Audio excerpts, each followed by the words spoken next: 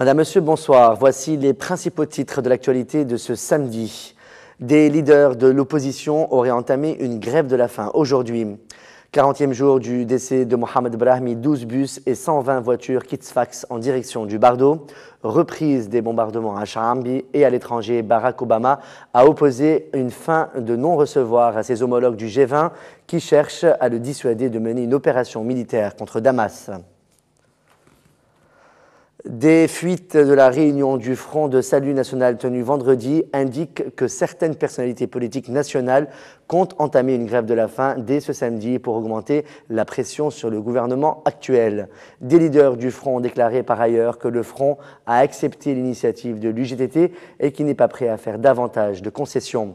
Ils font porter la responsabilité au gouvernement qui refuse de faire des concessions et qui veut, selon leur dire, faire durer la situation de crise.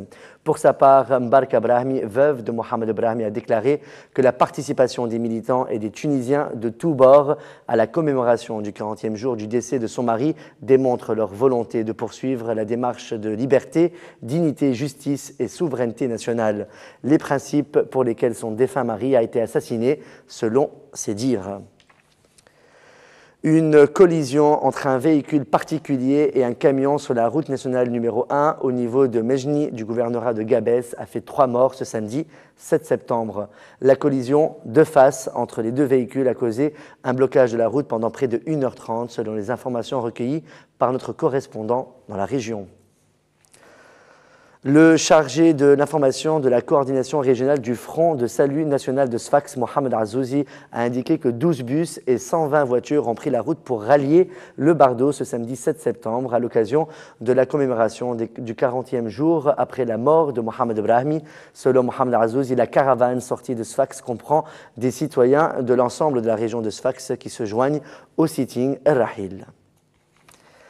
Les forces armées ont repris hier, vendredi, les bombardements de certaines zones au mont Chaambi et Samem où se cacheraient des extrémistes armés. Selon Shams FM, les forces armées ont poursuivi le ratissage des villages d'Aouled Nasser et de Mraouna à la recherche de ces extrémistes.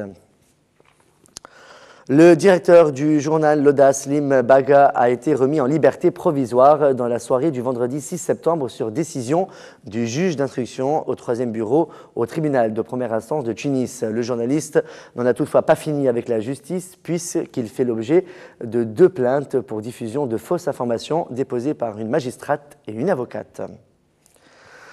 Dans l'actualité internationale, Barack Obama a opposé une fin de non-recevoir à ses homologues du G20 qui cherchent à le dissuader de mener une opération militaire contre Damas lors du sommet de Saint-Pétersbourg marqué par de profondes divergences sur le dossier syrien.